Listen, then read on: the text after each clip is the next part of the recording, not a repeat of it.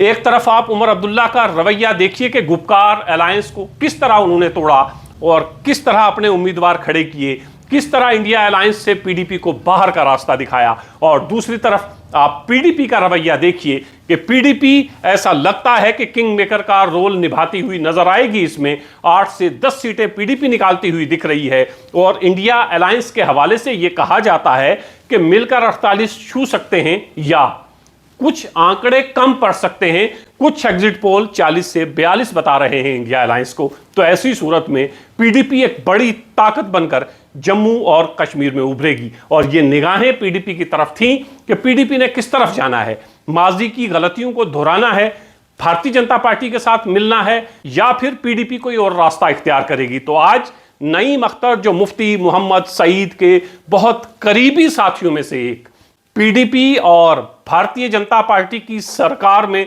Education minister रहे नईम अख्तर ने आज साफ कर दिया है कि पीडीपी इंडिया अलायंस का हिस्सा होगी। जम्मू और कश्मीर में सरकार बनाने के लिए नेशनल कॉन्फ्रेंस और कांग्रेस को कमी पड़ती है तो वो कमी पीडीपी पूरी करेगी। तो वोटों की गिनती होने जा रही है जम्मू कश्मीर में, लेकिन आज इंडिया अलायंस के लिए एक बड़ी खबर है और ये खुशखबरी है कि इंडिया अलायंस में अब पीडीपी भी शामिल होने जा रही है। पीडीपी से फॉर्मर मिनिस्टर नईम अख्तर ने आज कहा है कि हम इंडिया अलायंस का हिस्सा हैं और जम्मू और कश्मीर में हमने इलेक्शन अलग अलग जरूर लड़े हैं, लेकिन हम सरकार बनाने में इंडिया अलायंस के साथ रहेंगे। पीडीपी नेशनल कॉन्फ्रेंस और कांग्रेस का साथ देगी।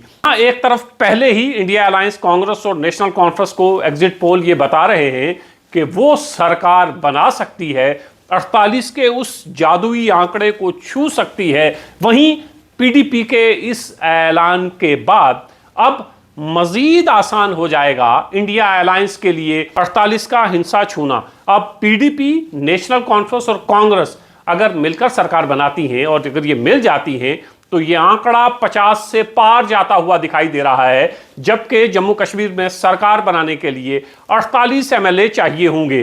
तो जम्मू और कश्मीर में इंडिया अलायंस के लिए, नेशनल कॉन्फ्रेंस और कांग्रेस के लिए एक बड़ी खबर और नेशनल कॉन्फ्रेंस और कांग्रेस के लिए अब मजीद राहत की बात यह है कि पीडीपी ने भी इसी इंडिया अलायंस से हाथ मिलाने की बात कही है, जिस इंडिया अलायंस के साथ पीडीपी पहले मौजूद थी। लेकिन जम्मू और कश्मीर में हमने देखा था कि उमर अब्दुल्ला ने कहा कि पीडीपी के साथ मिलकर हम इंतखाबात नहीं लड़ेंगे। तो पार्लियामेंट के इलेक्शन में भी यही हुआ। उमर अब्दुल्ला की इसी जिद के सामने कांग्रेस झुकती है और पीडीपी अलग से इंतखाबात में हिस्सा लेती है और उसके बाद असेंबली इंतखाबात आते हैं। असेंबली में भी पीडीपी ने अपने उम्मीदवार खड़े किए, जबकि अलायंस में नेशनल कॉन्फ्रेंस और कांग्रेस थे। तो अलायंस में नेशनल कॉन्फ्रेंस और कांग्रेस ने इलेक्शन लड़ा, पीडीपी ने अलग से इलेक्शन लड़ा। उमर अब्दुल्ला ने उस वक्त पीडीपी को इसमें शामिल नहीं किया था, लेकिन अभी इंतखाबात के नताइज नहीं आए हैं और जहां लग रहा है कि 48 का आंकड़ा छूने में हो सकता है कुछ कमी रह जाए इंडिया अलायंस को, वो कमी पूरी करने की बात पीडीपी ने की है।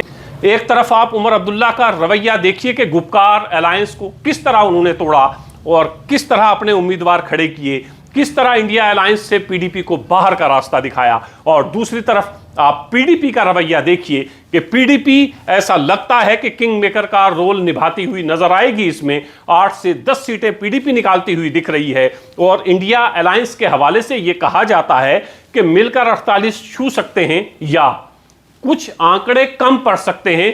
कुछ एग्जिट पोल 40 से 42 बता रहे हैं इंडिया अलायंस को। तो ऐसी सूरत में पीडीपी एक बड़ी ताकत बनकर जम्मू और कश्मीर में उभरेगी और ये निगाहें पीडीपी की तरफ थीं कि पीडीपी ने किस तरफ जाना है, माजी की गलतियों को दोहराना है, भारतीय जनता पार्टी के साथ मिलना है या फिर पीडीपी कोई और रास्ता इख्तियार करेगी। तो आज नईम अख्तर जो मुफ्ती मोहम्मद सईद के बहुत करीबी साथियों में से एक, पीडीपी और भारतीय जनता पार्टी की सरकार में एजुकेशन मिनिस्टर रहे नईम अख्तर ने आज साफ कर दिया है कि पीडीपी इंडिया अलायंस का हिस्सा होगी। जम्मू और कश्मीर में सरकार बनाने के लिए नेशनल कॉन्फ्रेंस और कांग्रेस को कमी पड़ती है तो वो कमी पीडीपी पूरी करेगी। तो इंडिया अलायंस के लिए आज ये अच्छी खबर कि 48 का जादुई आंकड़ा अगर छूने में नाकाम होते हैं तो फिर सहारा पीडीपी का है और पीडीपी के सहारे 48 का आंकड़ा छूते हुए, बहुत आसानी से छूते हुए ये अलायंस दिखाई दे रहा है। कल वोटों की गिनती और कल शाम तक तमाम चीजें साफ हो जाएंगी, लेकिन एग्जिट पोल और उसके बाद आज पीडीपी के इस ऐलान से यकीनन नेशनल कॉन्फ्रेंस को, खास तौर से उमर अब्दुल्ला को खास तौर से एक राहत तो जरूर मिली होगी कि अगर 48 का आंकड़ा कांग्रेस और नेशनल कॉन्फ्रेंस मिलकर नहीं छूते हैं तो फिर किस तरफ जाना है। तो फिर एक ही रास्ता बचता है और एक ही सहारा बचता है, वो सहारा पीडीपी का है। और पीडीपी ने आज ये ऐलान कर दिया कि साथ दिया जाएगा इंडिया अलायंस का, साथ दिया जाएगा सेकुलर ताकतों का। और इस ऐलान के बाद यकीनन इंडिया अलायंस अब मजबूत हुआ है और इंडिया अलायंस सरकार बनाने के बहुत करीब पहुंच चुका है।